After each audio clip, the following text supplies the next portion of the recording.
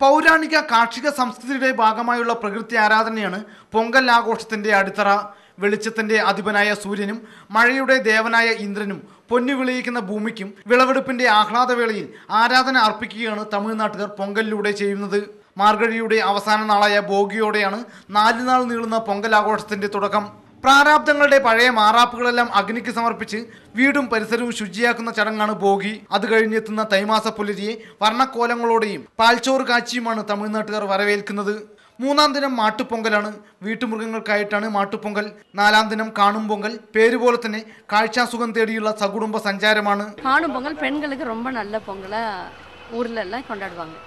இங்க வெறும் என்டர்டைன்மெண்ட் தான் இங்க மெயினா.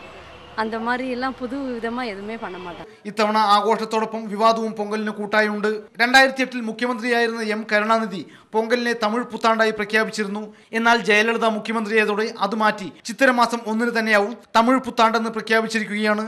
G Prasad Kumar, Amrita news, Chennai.